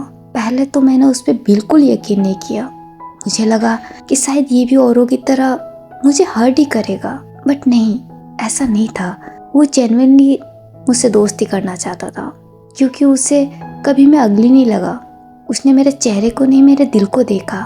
उसने मुझे यकीन दिलाया कि वो औरों की तरह नहीं है। और सच कहूँ, ना जाने क्यों पहली बार मुझे किसी पे यकीन हुआ। मैंने उससे दोस्ती की। उसके आने के बाद मुझे लगने लगा कि शायद मेरी लाइफ में भी कुछ अच्छा हो सकता है, मैं भी किसी को पसंद आ सकता हूँ, मैं भी किसी का दोस्त बन सकता हूँ। मैं धीरे धीरे उसे जानने लगा, वो भी मुझे जानने लगा। जितना मैं उसे जानता गया उतना ही वो मुझे पसंद आने लगा और देखते देखते मुझे उससे प्यार हो गया। बट मैं ये बात कभी उससे कह नहीं पाया, मेरी हिम्मत नहीं हुई। मुझे डर लगता था कि अगर कहीं मैंने ये बात उसे बताई तो वो मुझे छोड़ के चला जाएगा। मैं हमेशा से बहुत अकेला था, इसलिए मैं उसे खोने से डरता था। मैंने मेरी लाइफ में कभी कोई सपना नहीं देखा, मेरी कभी कोई चाहत नहीं थी, पर पहली बार वो मेरी चाहत बना। मैं उसके साथ रहना चाहता था, मुझे और कुछ नहीं चाहिए था। लेकिन उसके सपने कुछ अलग थे। आज के इस दौर में जहाँ सब लोग अपने बारे में सोचते हैं, खुद कामयाब होने की सोचते हैं, वहाँ पे वो हमेशा दूसरों के बारे में सोचता था। उसने अपने लिए नहीं बल्कि मेरे लिए कुछ सपने देखे। वो सपने जीने में चाह कर भी कभी देख नहीं पाता। मेरी इतनी हिम्मत ही नहीं थी। जो इंसान 4 लोगों के सामने खड़ा नहीं हो सकता था, वो सपने कैसे देखता भला। सिंगर बनना मेरा सपना नहीं था। मैं कभी सिंगर नहीं बनना चाहता था, क्योंकि मेरे अंदर वो बात नहीं थी, या यूँ कहूँ मुझे खुद पे यकीन नहीं था। सिंगर बनना मेरी मॉम का सपना था, वो चाहती थी कि मैं सिंगर बनूं। और जब ये बात उसे पता चली, उसने तब ये ठान ली कि वो मुझे सिंगर बना के ही रहेगा। मैं उसकी इस बात से बहुत हैरान हुआ। मुझे उस पर गुस्सा आने लगा, क्योंकि मुझे लगता था मैं ये कभी कर नहीं पाऊंगा। मैंने उसे समझाया, बट वो जिद पर अड़ गया और उसने मुझे यकीन दिलाया कि मैं ये कर पाऊंगा। उससे मुझ पे यकीन था, उसने मुझे विश्वास दिलाया कि मैं ये कर पाऊंगा। और आज उसकी ये बात सही साबित हुई। अब आप लोग सोच रहे होंगे कि मैं ये किसकी बात कर रहा हूँ, तो चलिए मैं आप लोगों को उससे मिलवाता हूँ। मेरा वो दोस्त जिसका नाम लहन वांगजी है, जिसे आप लोग बहुत अच्छे से जानते हैं।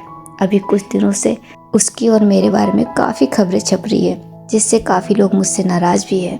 और इसीलिए आज मैं आपको अपनी ये स्टोरी बता रहा हूँ। ये सारी बातें शेयर करने का मेरा सिर्फ एक ही इंटेंशन है, ताकि आप लोग समझ पाए कि वो इंसान मेरे लिए कितना मायने रखता है।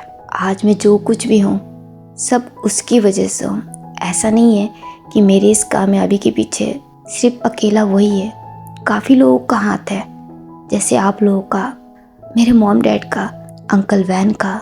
लेकिन इन सब से अलग उसका। अगर वो नहीं होता तो आज शायद मैं नहीं होता। उसने ना सिर्फ मुझे अपना दोस्त बनाया, उसने मुझे बनाया है। आज मैं जो कुछ भी हूँ सब उसकी वजह से। आज मुझे आप लोगों का प्यार मिल रहा है, ये सब उसकी वजह से है। मेरी मॉम के सपने को उसने अपना सपना बनाया और उसने आज इसे पूरा करके भी दिखाया। उसने एक बार मुझसे वादा किया था कि वो मुझे इस पूरी दुनिया का प्यार दिलाएगा, और आज उसका ये वादा भी पूरा हो चुका है। आज मुझे आप सबका प्यार मिला है, और ये सिर्फ उसकी वजह से। आप में से कुछ लोग चाहते हैं कि मैं उसका साथ छोड़ दूं, बट मुझे माफ़ कीजिए, ये मेरे बस में नहीं है। मैं अब सब कुछ छोड़ सकता हूँ, पर उससे नहीं, क्योंकि उसके आने से पहले तक मेरे साथ कोई नहीं था। मैं बिल्कुल अकेला था, बट उसके आने के बाद मुझे सब कुछ मिल गया। आप सबका साथ और प्यार और ये कामयाबी। इस दिन का सपना मुझसे ज़्यादा उसने देखा है। इस कामयाबी में मुझसे ज़्यादा स्ट्रगल तो उसने की है। वो भी मुझसे बहुत प्यार करता था, पर उसने कभी इस बात का इजहार नहीं किया। जानते हैं क्यों? क्योंकि उसे ऐसा लग रहा था कि अगर उसने अपनी फीलिंग्स मुझे बताई तो शायद मैं उससे दूर कभी कहीं जाता ही नहीं, उसके पास ही रहता। और ये बात बिल्कुल सच है। अगर मुझे पहले पता होता कि वो मुझसे प्यार करता है तो मैं उसे छोड़ के कभी कहीं नहीं जाता। मैं पिछले 2 सालों से उससे दूर रहा, और ये 2 साल मेरे लिए जहन्नुम जैसा था। मैं बिल्कुल खुश नहीं था, और उसकी भी हालत कुछ ऐसी थी, बट स्टिल वो चुप रहा। उसने कभी कुछ नहीं कहा, कोई शिकायत नहीं की। वो चुपचाप मेरा इंतजार करता रहा। आज ना सिर्फ मेरा सपना पूरा हुआ है, बल्कि उसका सपना पूरा हुआ है। सही मायने में ये सपना उसका था। वो मुझे स्टार बनाना चाहता था। वो चाहता था कि मैं दुनिया का सबसे कामयाब इंसान बनूं। सो मैं बन गया। इसीलिए मैं चाहता हूँ कि आज ये अवार्ड मैं उस इंसान के हाथ से लूँ जिसने मुझे बनाया है, जिसने इस दिन का सपना देखा है। मैं उसे ये एहसास कराना चाहता हूँ कि उसका ये सपना पूरा हो गया। मैं चाहता हूँ कि मुझे ये अवार्ड वांग जी के हाथों से मिले। विंग की ये बातें सुन के सभी लोग काफ़ी इमोशनल हो जाते हैं। वांग जी भी काफ़ी इमोशनल हो गए होते हैं, उनकी आंखों में तो आंसू भी आ गए होते हैं। सारे कैमरे वांग जी की तरफ होते हैं। विंग अब कुछ कदम आगे लेता है और बोलता है, लहनजान प्लीज़, मैं चाहता हूँ कि ये अवार्ड तुम मुझे दो, मैं इसे तुम्हारे हाथों से लेना चाहता हूँ। वांग जी भी सुन के स्माइल करते हैं, वो उठ के खड़े हो जाते हैं। सब लोग तालियां बजाने लगते हैं। वांग जी अब स्टेज पे आते हैं। एंकर उस लड़की को इशारा करता है कि अवार्ड वांग जी के पास ले जाए। वो लड़की अवार्ड अब वांग जी के पास लेके आती है। वांग जी उस अवार्ड को देखते हैं, वो बहुत इमोशनल हो जाते हैं। उन्हें बहुत खुशी महसूस हो रही होती है। वो उस अवार्ड को लेते हैं, फिर वो उसे लेके विंग के पास आता है। विंग भी काफ़ी इमोशनल होता है, उसकी आंखें भी आंसू से भरी हुई होती है। वांग जी स्माइल के साथ वो अवार्ड उसके सामने करते हैं। विंग भी स्माइल करते हुए उस अवार्ड को ले लेता है। विंग उस अवार्ड को लेके अगेन एक बार ऑडियंस की तरफ देखता है और बोलता है, thank you once again everyone. मैं तहे दिल से शुक्रगुजार हूँ आप सबका। आप सब लोगों ने जितना मेरा साथ दिया है, मुझे प्यार किया है, ये मेरे लिए बहुत मायने रखता है। अब मैं बस आप लोगों से इतना ही चाहता हूँ कि अपना ये साथ और प्यार हमेशा ऐसे ही बनाए रखिए। आप सब मेरे और वांग जी के रिश्ते को भी एक्सेप्ट कर लीजिए, क्योंकि मैं वांग जी को नहीं छोड़ सकता, चाहे उसके लिए मुझे कुछ भी छोड़ना पड़े। इसीलिए मैं आप सबसे बस इतना ही चाहता हूँ कि जैसे आपने मुझे एक्सेप्ट किया है, मेरे इस रिश्ते को भी एक्सेप्ट कर लीजिए और हमारा साथ दीजिए। विंग की ये बात सुन के ऑडियंस, जो कि पहले से काफ़ी इमोशनल होती है, अब वो उठ के खड़ी हो जाती है और वो हाँ हम तुम्हारे साथ है कह के चिल्लाने लगती है और साथ साथ तालियां बजाने लगती है। ये देख के विंग को बहुत खुशी होती है। मैडम लैन, मिस्टर लैन, सिचैन, चैंग, मिस्टर वैन, मिस्टर वेई, मिमी, ये सब लोग भी काफ़ी इमोशनल हो जाते हैं। विंग अब वांग जी की तरफ देखता है और बोलता है, thank you Lanjan, thank you so much. Wang Ji भी एक प्यारी सी स्माइल करते हैं। विंग अब अपना अवार्ड वांग जी को दे देता है। वांग जी भी उसे ले लेते हैं और वो दोनों स्टेज से फिर नीचे उतर जाते हैं और अपनी फैमिली के पास जाते हैं। सबसे पहले मैडम लैन उसके पास आके उसे हक करती है और उसे कॉन्ग्रेचुलेट करती है। फिर उसके बाद एक एक करके सभी लोग विंग को हक करके कॉन्ग्रेचुलेट करने लगते हैं। और इसी इवेंट के बाद से विंग और वांग जी के रिश्ते के खिलाफ जितने लोग भी थे, अब सब लोग उनके सपोर्ट में आ जाते हैं। विंग की बातों से सब लोग काफ़ी इमोशनल हुए होते हैं। अब सब कुछ ठीक हो जाता है, सभी लोग बहुत खुश हो जाते हैं और इसी खुशी में चैंग और वैनचिंग की एंगेजमेंट पार्टी रखी जाती है। सब लोग को इनवाइट किया जाता है, सभी लोग बहुत खुश होते हैं। वैनचिंग और चैंग की सगाई हो जाती है। सभी लोग आके उन दोनों को कॉन्ग्रेचुलेट करने लगते हैं। इस पार्टी में वांग जी का असिस्टेंट साउ सिंचन भी आया हुआ होता है और वो काफ़ी उदास होता है। उसकी नज़र शुरू से ही वांग जी पे टिकी होती है और विंग की नज़र उसके ऊपर। विंग अब सबसे एक्सक्यूज करके उसके पास जाता है और जाके सीधा डायरेक्टली एक ही सवाल करता है, क्या तुम वांग जी को पसंद करते हो? इस सवाल पे बेचारा साउ सिंचन बहुत घबरा जाता है, वो कोई जवाब नहीं देता। तो विंग बोलता है, सच बताओ, क्या तुम वांग जी को पसंद करते हो? साउ सिंचन भी उसकी तरफ देखता है और बोलता है, हाँ मैं सर को बहुत पसंद करता हूँ। ये सुन के विंग पहले तो अपनी मुट्ठी बंद कर लेता है, फिर वो हल्की सी स्माइल करता है और बोलता है, देखो तुम मुझे अच्छे इंसान लग रहे हो, इसलिए मैं तुम्हें एक एडवाइस देता हूँ, तुम वांग जी को भूल जाओ, वो कभी तुम्हारा नहीं होगा।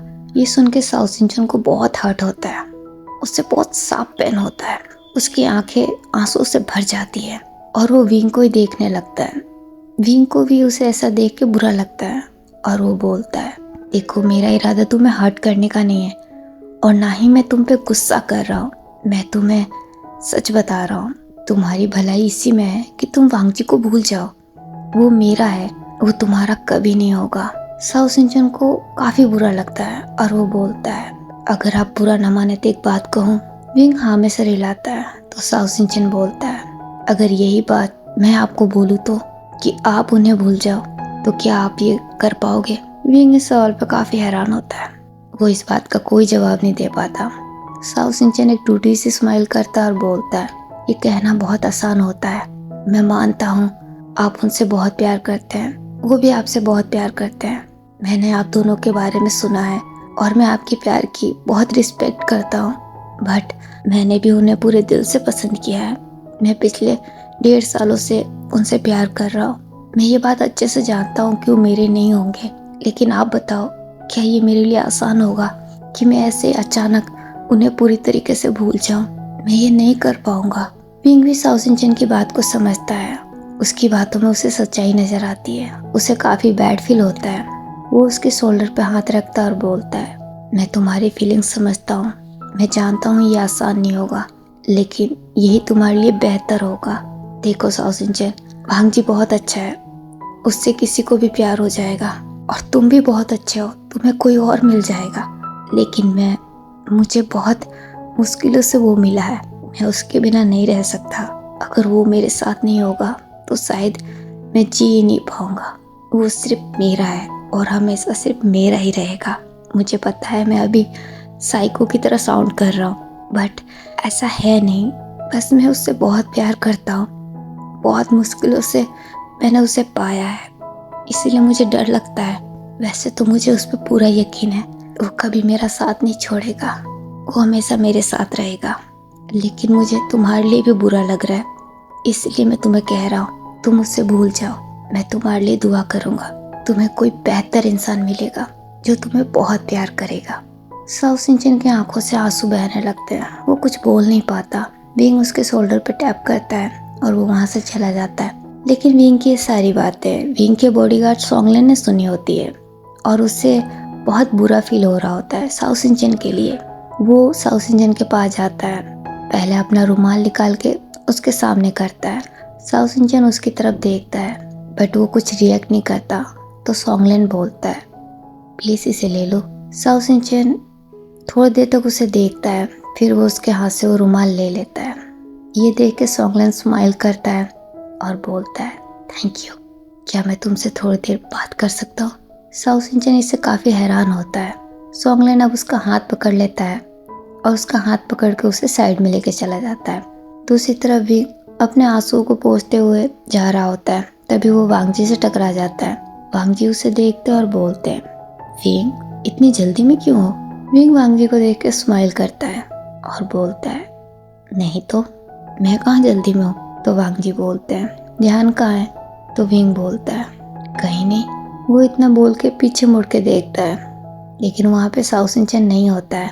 वांग जी भी उसकी नज़र को फॉलो करते हैं और बोलते हैं, क्या तुम मुझसे कुछ छुपा रहे हो? विंग थोड़ा घबरा जाता है और बोलता है, नहीं। वांग जी उसे अपने करीब खींच लेते हैं और बोलते हैं, विंग तुम्हें पता है ना, तुम झूठ नहीं बोल पाते। चलो अब बता भी दो। विंग अपना हाथ वांग जी के नेक में डाल देता है और बोलता है, ये बात तो तुमने बिल्कुल सही कहा। मैं तुमसे कभी कुछ नहीं छुपा पाता। तो क्या मैं तुमसे एक सवाल कर सकता हूँ? वांग जी हाँ में सर हिलाते हैं। तो विंग बोलता है, तुम्हारा वो असिस्टेंट क्या नाम है? साउ सिन, तुम्हें वो कैसा लगता है? वांग जी विंग के इस सवाल पे बहुत कंफ्यूज हो जाते हैं और बोलते हैं, क्या मतलब कैसा लगता है? तुम ऐसा सवाल क्यों कर रहे हो? विंग अपनी नजरें चुराता है, फिर देखता है और बोलता है, नहीं मैं बस ऐसे ही पूछ रहा था कि वो तुम्हें कैसा लगता है, क्या वो तुम्हें पसंद है? वांग जी बहुत कंफ्यूज हो जाते हैं। वो थोड़ी देर सोच में पड़ जाते हैं और विंग को देखने लगते हैं। तभी उन्हें समझ में आता है, उनके दिमाग में शैतानी सोचती है।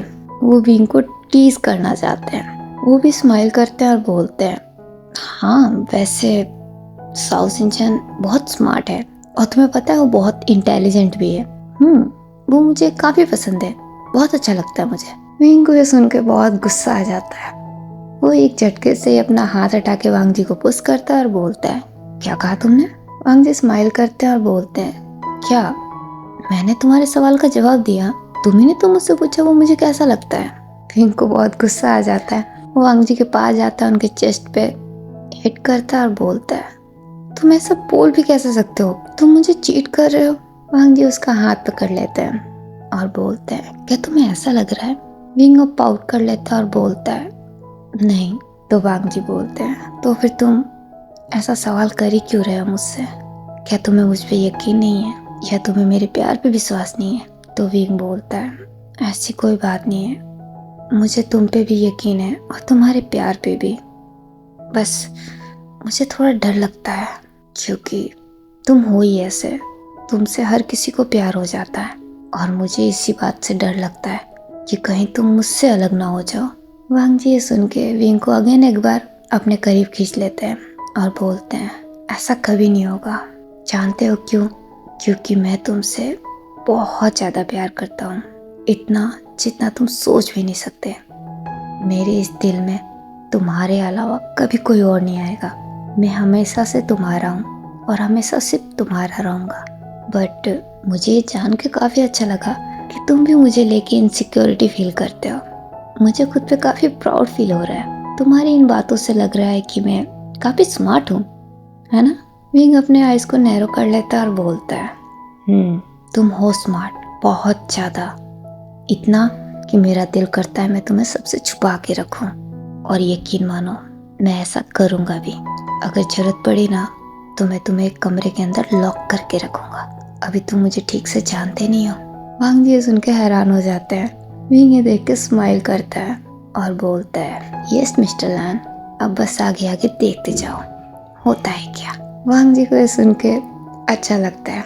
वो भी स्माइल करते हैं और बोलते हैं, मैं तो कब से बेकरार हूँ, ये तुम ही हो जो मुझे इंतजार करा रहे हो, मैं देखना चाहता हूँ। वो इतना बोल के एक ब्लिंक कर देते हैं। विंग इससे शर्मा जाता है।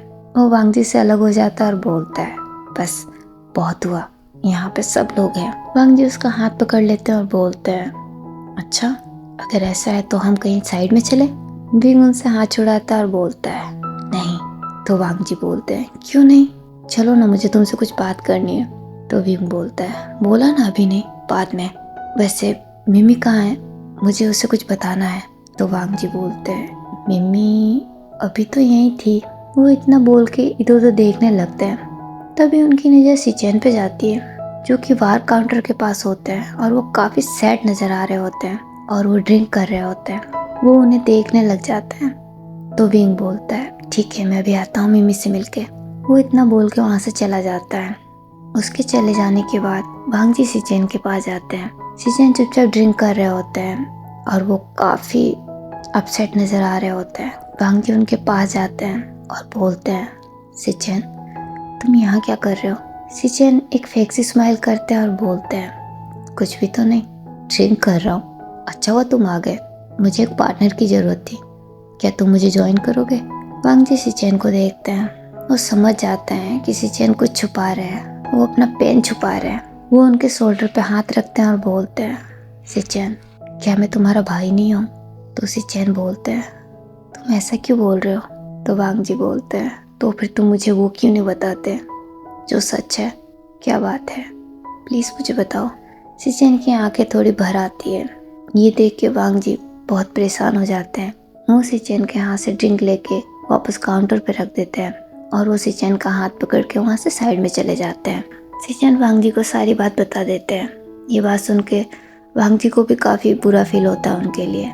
वो सिचेन को हक करते हैं और बोलते हैं, सिचेन डोंट वरी, मैं हूं ना, सब कुछ ठीक हो जाएगा, मुझ पे यकीन रखो। सिचेन भी हाँ में सर हिला देते हैं। वांग जी स्माइल करते हैं और बोलते हैं, ठीक है तुम यहीं रुको, मुझे एक काम याद आया, मैं करके आता हूँ। सिचेन हाँ कर देते हैं। वांग जी वहाँ से चले जाते हैं। वांग जी फिर सीधा मेंग्याओ के पास जाते हैं।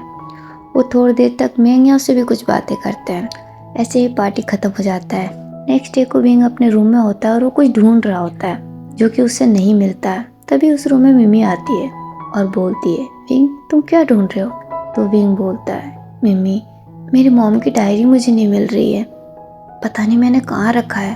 तो मिमी बोलती है, यही कहीं होगा विंग, रुको मैं तुम्हारी मदद करती हूँ। वो दोनों मिलकर ढूंढने लगते हैं लेकिन उन दोनों को डायरी नहीं मिलती। विंग बहुत परेशान हो जाता है। वो थक के बेड पे बैठ जाता है। तभी उसे याद आता है। वो अचानक से उठ के खड़ा होता है और बोलता है, अरे हाँ, मैं तो भूल ही गया था, वो डायरी तो मेरे पुराने घर पे है, मुझे उसे लेना होगा।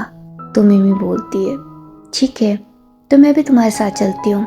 विंग भी हाँ में सर हिला देता है। तभी उसके दिमाग में एक ख्याल आता है और वो बोलता है, मिमी चैन कहाँ पे है? तो मिमी बोलती है, वो शायद अपने रूम में। विंग स्माइल करता है और बोलता है, चलो। वो मिमी को लेकर सीधा चैंग के पास जाता है और वो चैंग से बोलता है कि उसके साथ चले। चैंग उससे पूछता है कहाँ, तो विंग उसे बता देता है कि उसे अपना कुछ सामान लेना है पुराने घर से। चैंग भी राजी हो जाता है। वो तीनों वहाँ से निकल जाते हैं। थोड़ी देर बाद विंग अपने पुराने घर पे पहुँचता है। विंग उस घर को देख के काफ़ी इमोशनल होता है। फिर वो सीधा उस घर में एंटर कर जाता है और डायरेक्टली अपने रूम में ही जाता है। वो वहाँ जाके अपने सारे सामान को ले लेता है। सारे सामान लेके वहाँ से निकल ही रहा होता है, तभी अचानक से ही मिसेस ली वहाँ आ जाती है और बिना कुछ बोले डायरेक्टली विंग पे हमला कर देती है चाकू के साथ। विंग जिसे इस बात का कोई आइडिया नहीं होता है मिसेस ली ने अचानक से उस पर हमला किया होता है, इसीलिए विंग के बाइसेप पे एक कट लग जाता है जिससे उसे ब्लड आने लगता है। उसके हाथ से सारा सामान नीचे गिर जाता है। वो मिसेस ली को देखता है। मिसेस ली अभी बहुत गुस्से में होती है, उनकी हालत बहुत ख़राब होती है। वो अगेन एक बार आगे बढ़ती है और बोलती है, विंग मैं तुम्हें जान से मार दूंगी। तुमने मुझसे मेरा सब कुछ छीन लिया, मैं तुम्हें जिंदा नहीं छोड़ूंगी। आज मैं तुम्हारी जान ले लूंगी। वो इतना बोल के अगेन एक बार उस पर हमला करती है। तभी वहाँ पे चैंग और मिमी आ जाते हैं। वो आके मिसेस ली का हाथ पकड़ लेते हैं। मिसेस ली जो कि अभी काफ़ी गुस्से में होती है, वो एक बार फिर से वार करती है। इस बार हल्का सा कट चैंग को भी लग जाता है। चैंग इससे काफ़ी गुस्से में आ जाता है और वो गुस्से में मिसेस ली का हाथ पकड़ के मरोड़ देता है, जिससे उनके हाथ से वो चाकू नीचे गिर जाता है। उसके बाद से वो पुलिस को कॉल कर देता है। थोड़ी देर बाद वहाँ पे पुलिस आ जाती है। चैंग ऑफिसर को देखता है और बोलता है, इन्हें अरेस्ट कर लीजिए। पुलिस मिसेस ली को अरेस्ट कर लेते हैं। ये देख मिसेस ली जोर से चिल्लाने लगती है। वो विंग को देखती है और बोलती है, मैं तुम्हें जिंदा नहीं छोड़ूंगी विंग, मैं तुम्हें जान से मार दूंगी। तुमने मुझसे मेरा सब कुछ छीन लिया, अब मैं तुमसे तुम्हारी जान छीन लूंगी। मैं तुम्हें नहीं छोड़ूंगी। वो पागलों की तरह खुद को छुड़ाने की कोशिश कर रही होती है। ये देख के चैंग को बड़ा गुस्सा आता है और वो बोलता है, ऑफिसर इन्हें अभी कभी यहाँ से लेके जाइए। ऑफिसर भी हाँ में सर हिला देता है और वो मिसेस ली को लेके वहाँ से चला जाता है। चैंग अब विंग की तरफ देखता है जिसके हाथ से बहुत ब्लड निकल रहा होता है। वो ये देख के काफ़ी घबरा जाता है और जल्दी से विंग के पास जाता है। वो अपना रुमाल निकालता है और उसके हाथ पे बांध देता है और बोलता है, विंग तुम्हारा बहुत खून बह रहा है, चलो हमें जल्दी से हॉस्पिटल चलना होगा। विंग भी हाँ में सर हिला देता है। वो विंग को लेके कार में जाता है। फिर वो अपने डैड को कॉल कर देता है। ये सुन के मिस्टर बेबी काफ़ी हैरान होते हैं। वो भी काफ़ी परेशान हो जाते हैं और बोलते हैं, मैं अभी आ रहा हूँ। थोड़ी देर बाद चैंग विंग को लेकर हॉस्पिटल पहुँचता है। वहाँ पे विंग की पट्टी होती है। तभी वहाँ पे मिस्टर वेई, मैडम लैन, मिस्टर लैन और वांग जी आते हैं। वांग जी बहुत परेशान होते हैं। वो सीधा दौड़ के विंग के पास आते हैं। वो विंग को देखते हैं और बोलते हैं, विंग तुम ठीक हो ना? विंग भी हाँ में सर हिला देता है। वांग जी उसे हक कर लेते हैं। वो काफ़ी डरे हुए होते हैं। तो विंग बोलता है, लैन जान मैं बिल्कुल ठीक हूँ, कुछ नहीं हुआ है मुझे। वांग जी हक ब्रेक करते हैं और बोलते हैं, तुमने मुझे बताया क्यों नहीं? तुम मुझे अपने साथ लेके क्यों नहीं गए? तुम्हारी हिम्मत कैसे हुई अकेले जाने की? अगर तुम्हें कुछ हो जाता तो? विंग स्माइल करता है और बोलता है, लैन जान मैं बिल्कुल ठीक हूँ, प्लीज़ परेशान मत हो, कुछ नहीं हुआ है मुझे। तो मिस्टर वे बोलते हैं, नहीं विंग तुमने ये ठीक नहीं किया, तुम्हें वहाँ नहीं जाना चाहिए था, और अगर तुम्हें वहाँ जाना ही था तो तुम मुझे बोलते। वो औरत पागल है, मुझे उस पर बिल्कुल यकीन नहीं है। मुझे जिस बात का डर था उसने वही किया, लेकिन अब मैं उससे माफ़ नहीं करूँगा, छोड़ूंगा नहीं मैं उसे कड़ी से कड़ी सज़ा दिलाऊंगा। तो चैंग बोलता है, हाँ डैड मैं भी यही चाहता हूँ, इस बार आप उन्हें माफ़ नहीं करेंगे, इस बार उन्हें कड़ी से कड़ी सज़ा मिलनी चाहिए डैड। मिस्टर वेई भी हाँ में सर हिला देते हैं। मैडम लैन अब विंग के पास आती है और बोलती है, विंग बेटे सच बताओ तुम ठीक हो ना? विंग स्माइल करता है और बोलता है, मैं बिल्कुल ठीक हूँ, देखो मुझे कुछ नहीं हुआ है, आप सबके होते हुए मुझे कुछ हो सकता है क्या? मैडम लैन काफ़ी इमोशनल होती है। वो उसके फॉरहेड पे किस करती है और बोलती है, तुम्हें कुछ होना भी नहीं चाहिए, अगर तुम्हें कुछ हो गया तो हम सब अपने आप को माफ़ नहीं कर पाएंगे। वो इतना बोल के विंग को हक कर लेती है। ओके गाइस, आज के लिए बस इतना ही। आगे की स्टोरी हम नेक्स्ट पार्ट में जानेंगे। वैसे मुझे लगा था कि आज मैं इसे कंप्लीट कर दूंगी, बट नहीं, अभी इसकी थोड़ी स्टोरी और बाकी है, तो उसके लिए मुझे एक और पार्ट बनाना होगा। कोई बात नहीं, मैं इसका एक और पार्ट बना दूंगी, फिर ये कंप्लीट हो जाएगा। और आज का ये एपिसोड आप लोगों को कैसा लगा है प्लीज़ आप लोग मुझे कमेंट करके ज़रूर बताइएगा। और अगर आप लोगों को पसंद आया हो तो मेरे इस वीडियो को अपना ढेर सारा प्यार दीजिएगा। इसे लाइक, कमेंट, शेयर और मेरे चैनल को सब्सक्राइब करना तो बिल्कुल मत भूलिएगा। तो फिलहाल के लिए तो मैं चलती हूँ, हम जल्द ही मिलेंगे इसके लास्ट पार्ट में। तब तक आप सब अपना ख्याल रखिएगा। Bye bye, take care.